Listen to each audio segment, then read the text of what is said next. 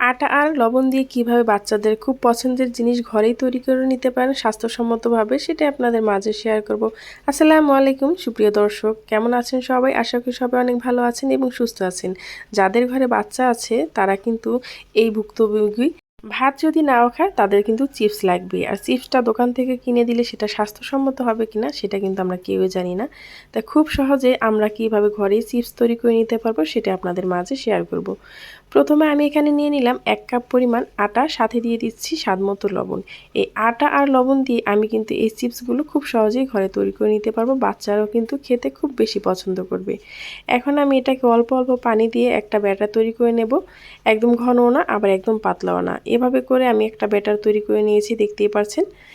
এখন এই ব্যাটারটাকে আমি একটি স্টিলের সরানো একটি প্লেটে দিয়ে দেব। আপনারা চাইলে কিন্তু ছোট ছোট করেও তৈরি করে নিতে পারেন, আমি একটু ডিজাইনার তৈরি করব, কারণ বাচ্চারা কিন্তু এরকম ডিজাইনার জিনিস একটু বেশি পছন্দ করে, সেই জন্য। এখন আমি এরকম অল্প তেল দিয়ে একটু ব্রাশ করে নিচ্ছি, যাতে করে পাঁপড়টা কিংবা বা চিপসটা খুব সহজে আমি উঠিয়ে নিতে পারি। এখন আমি যে ব্যাটারটা তৈরি করে রেখেছিলাম তার ভেতর থেকে আমি এখানে 1.5 থেকে 2 চামচ দিয়ে দেব। এটা আমি একটু পাতলা করেই তৈরি করব, যাতে করে খুব সহজে এটা ফুলে যায়, সেই জন্য।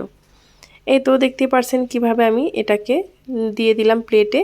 এখন আগে থেকে একটি কড়াই বসিয়ে দিলাম, আর কড়াইতে দিয়ে দিয়েছিলাম পর্যাপ্ত পরিমাণ পানি, আর সেটা কিন্তু খুব সুন্দরভাবে ফুটেও গেছে। এখন আমি প্লেটটা দিয়ে এটা অপেক্ষা করব সেদ্ধ হওয়া পর্যন্ত। এটা সেদ্ধ হতে কিন্তু বেশি সময় লাগে না, 15 থেকে 20 সেকেন্ডের মধ্যে এটা সেদ্ধ হয়ে যায়, যেহেতু এটা পাতলা সেই জন্য। এই তো আমার কিন্তু একটা রেডি হয়ে গেল। এখন আমি এই একই প্রসেসে সবগুলো চিপস আমি এভাবে করে সেদ্ধ করে নিচ্ছি। সেদ্ধ হওয়ার পর এটাকে আলতোভাবে একটু উঠিয়ে নেব, আর এটা কিন্তু তেল ব্রাশ করার কারণে খুব সহজেই এভাবে উঠে যাচ্ছে। দেখতেই পারছেন এটা কতটা পাতলা হয়েছে, ঠিক এভাবে করে পাতলা করে আপনার চিপসটা তৈরি করতে হবে, তাহলে কিন্তু এটা খুব সুন্দরভাবে ফুলে যাবে। এখন আমি এটাকে একটি কুকি কাটার দিয়ে কেটে নিচ্ছি।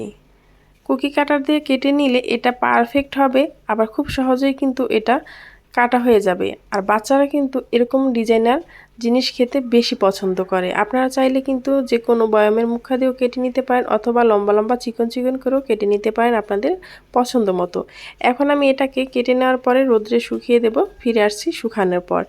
এই চিপসগুলো যদি আপনি শুকিয়ে রেখে দেন ভালোভাবে, তাহলে কিন্তু সারা বছর আপনি সংরক্ষণ করতে পারেন, একদম বেশি করে তৈরি করে। দেখতে পাচ্ছেন কত সুন্দর হয়ে গেছে।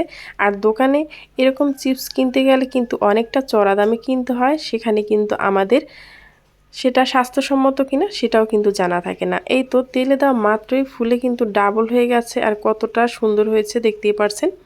এভাবে করে আমি কিছু চিপস ভেজে নিচ্ছি, আর কিছু চিপস আমি রেখে দিয়েছি, যখন বাচ্চা খেতে চায় তখনই কিন্তু আমি এটা তৈরি করে দিই। যাদের ঘরে বাচ্চা আছে আমি তো বলবো এটা অবশ্যই তৈরি করে রাখবেন। এখন চাইলে আপনারা এর ভিতরে কিছু চাট মশলাও ব্যবহার করতে পারেন, অথবা বাচ্চাদের একটু চিনি দিলেই কিন্তু বাচ্চারা খুশি হয়ে যাবে। আমার এই পাপড় রেসিপিটা বা চিপসের রেসিপিটা যদি ভালো লেগে থাকে, তাহলে প্লিজ চ্যানেলটি সাবস্ক্রাইব করে, আর ফেসবুক থেকে থাকলে পেজটি ফলো দিয়ে আমার পাশেই থাকবেন। আল্লাহ হাফেজ।